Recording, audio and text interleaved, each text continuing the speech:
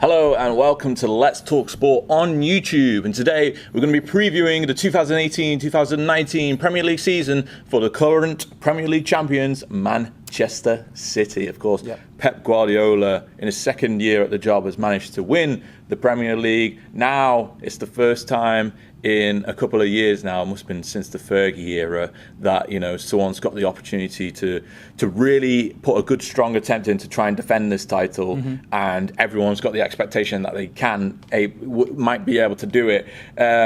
So in terms of looking at the transfers and who they brought in to try and make that happen, it was only Riyad Mahrez so far. There's some really notable signings, 60 million from Leicester City. Of course, they did try to sign Jorginho as well, but he ended up going and following Sarri to Chelsea.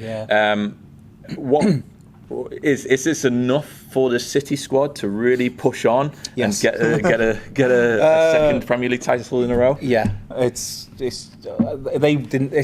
squad where they didn't even need to do anything. Yeah, Riyad Mahrez is just it's an embarrassing signing in the sense of it's just a total luxury signing. They don't need Riyad Mahrez, but it's a squad that could, should, and probably will retain the Premier League trophy, and I think that the big thing for City in terms of this season is more looking at the Champions League as well. That'd be progress. But yeah, the squad they've got is just ridiculous. Yeah. In terms of the signings, Riyad Mahrez, a great player. Obviously at Leicester, he's very much a big fish in a small pond. The focal point. Yeah, him and Jamie Vardy, that team is based around for the most part. So it's one of those signings where he's clearly a very good player, but also one of those signings where a little bit of you just looks at it and thinks, really, why have you gone there? As in, that, I'm not saying stay at Leicester, but maybe stay at Leicester, but go to a team where you know that you're going to be playing, and you've got to back your own confidence to think that I'm going to go to Man City, I'm going to make sure I get picked as much as I possibly can. But when it comes down realistically, no matter how good you are in that squad, Pep Guardiola he rotates because he's just got an embarrassment of riches. So I would like Mahrez to have gone somewhere where he was going to get more game time, realistically. But in terms of from a Man City perspective, yeah, it's a great signing. I mean, they certainly got plentiful of rotation now on those wings. Oh, ridiculous. Sane, Sterling, Mahrez, Silva, plentiful of options there.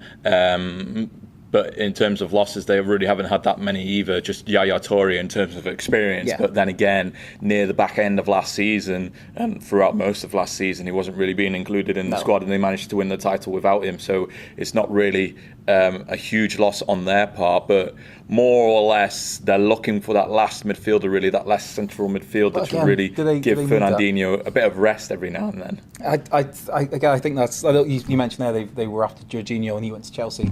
They were after Fred and he went to Man United. I get that. Yeah, okay. You want to give Fernandinho a rest, but Gundogan can do that job. He's not ideal at that, but he can do. I just think, for the amount of games that you're going to play somebody, and City aren't going to go and do it cheap. They're going to go out and they're going to buy someone for 30 million, 40 million. Yeah. It just seems a bit unnecessary. Or look at somebody in the youth. It's not like a case of you going to be playing a first 11 of kids. You've got this, arguably the greatest side in world football. Yeah. And so playing an 18-year-old, 19-year-old, 20-year-old in there, he's going to be fine. He's got experienced heads around him. I just think it's a bit unnecessary. You could even put John Stones into a deep midfield role just for the odd game. I think that's what separates Guardiola really from previous City managers, since the monies came in, that he's been more experimental really in terms of giving youth a chance. We saw at the weekend in the Community Shield, Phil Foden, how much of a impact on the game he had, setting up Aguero for his 200th goal. And overall, really he could be an impactful player in the squad moving forward into the next season because he's shown the talent already, and Guardiola likes him as well. He speaks very fondly of him. Yeah, he came after the game yesterday, Pep, and said that he sees him as first team ready now for this season. So that's an interesting one to see. And I think somebody had come in to try and take him on loan earlier in the last month or so, and it was a very firm no. We've got plans for him. So. Yeah.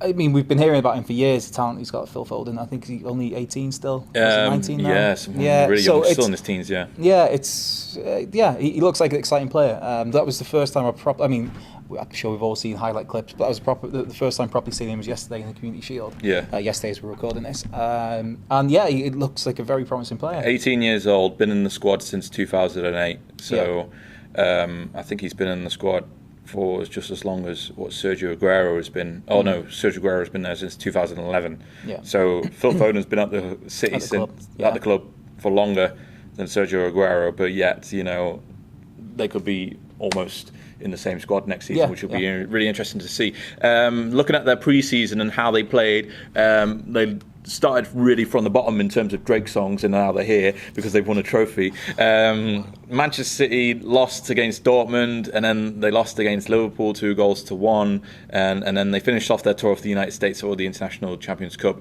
with a 3-2 win against Bayern Munich, and then they came back here for the Community Shield at Wembley Stadium last weekend and won that game by 2-0 thanks to 2 goals from Sergio Aguero. As we mentioned already, this squad is pretty much almost complete in both terms of first starting 11 and in depth as well. Is that going to be City's strong point once more again for this Premier League season?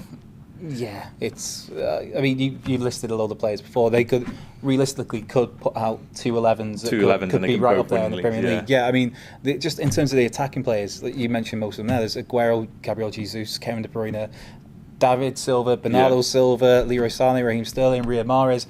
And it's like you're only going to get maybe 3 or 4 of them in the team at once. And you could think a lot of those players, if they were to leave City, they could easily start at any of the top 6 clubs. Yeah, they could go to pretty much any team in the world and take those, and they'd be straight into their first 11. So yeah, it's just an embarrassment of riches. And again at the back, it's interesting. Good to see Bernard Mendy back and fit. I think he. If he's, Man if that he pretty can much wins a trophy every single 2 games. Yeah, ridiculous. Won the World Cup and Premier League last season. Yeah. If you count that as a trophy. Jose does, but yeah. I think it'll be good to see him playing. He's pretty much another attacking player, even though he's a left back. And there's rumblings, Pep talk about maybe playing 3-5-2, but I don't know if he would, just to accommodate Jesus and Aguero. But yeah, it's as I've got in my notes, ridiculous squad. That is exactly what Man City. How much of an impact really has Pep had on the squad? It feels now, especially with Yaya Toure being released, and with Joe Hart seemingly off to Burnley. If that's official yet, I don't know. I've waited. Joe Hart's not been there. He's not going to be included, no. So I think it's very much now with his Pep Guardiola squad, it's his stamp in it. A lot of the players there are players he's brought in.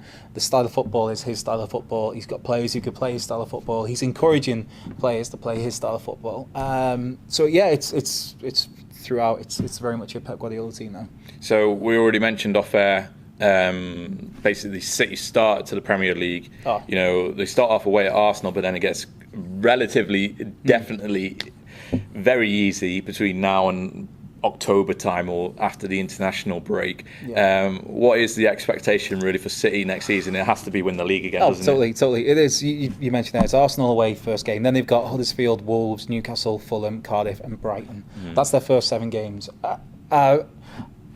You can't take any game for granted, but if you're Manchester City and you're looking to pick those games for the first one, you probably wouldn't have Arsenal away as the first game. But other than that, that's pretty much the teams that you would pick to go against to get some points on the board. Yeah. So they could realistically be looking at 21 points after 7 games, maximum points. But for the aim for City, I mentioned it before a little bit. I think Champions League that's the big one now. They've won.